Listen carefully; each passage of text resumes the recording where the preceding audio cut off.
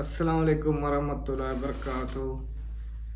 पाकिस्तान में ख़ासकर सिंध में ज़मींदार दूसरे कारोबार से पीछे क्यों हैं, इनकी क्या वजूहात है, ये आज हम आपस में डिस्कस करेंगे। जो मेरे ख्याल में वो तो यही है कि ज़्यादा जो वजूहात हैं वो तो मौसम के हवाले से, जैसे कपास है। कपास जो हमारे इलाके में अच्छी तरह तैयार करते हैं हम, लेकिन जब तैयार होती है तो बारिश आ जाती है। ये 2-3 साल से ऐसा ही हो रहा है। मौसम में इसमें जो कपास को होने नहीं दे रही। दूसरा है मार्केट के जो ब्लैक मेलर हैं, उसमें मुख्तियारकार भी हो गए और उसमें डीलर भी हो गए, जो खाद वगैरह के रेट को कंट्रोल नहीं करते। रेट को कंट्रोल, खाद ज़मींदार को ब्लैक पे मिलती है, यूरिया ब्लैक पे मिलती है, डीएपी ब्लैक पे मिलती है, और डीज़ल का तो रेट सीज़न में आसमान पे होता है।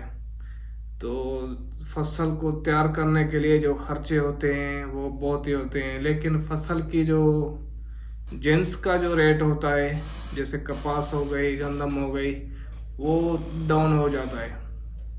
तब वो खर्चे ही पूरे नहीं होते उनके फसल के। और एक वजह ये भी है, अगर कहीं पे मौसम वगैरह अच्छा रहता है, और एक वजह यही है कि जो बड़े ज़मींदार हैं, छोटे तो अपनी तवज्जो करते हैं, जो बड़े ज़मींदार हैं वो फसल पे काश्त तो कर देते हैं, लेकिन उसको सही से टाइम नहीं देते। फसल भी, ज़मीन भी ऐसे ही है जैसे हमारी जॉब हो, कहीं ड्यूटी हो। डेली हम जॉब पे जाएंगे, हाज़िरी लगवाएंगे तो हमें तनख्वाह पूरी मिलेगी। अगर हम जॉब पे डेली नहीं जाएंगे, अपनी ज़िम्मेदारी से काम नहीं करेंगे, तो हमें सैलरी वहाँ से पूरी नहीं मिलेगी।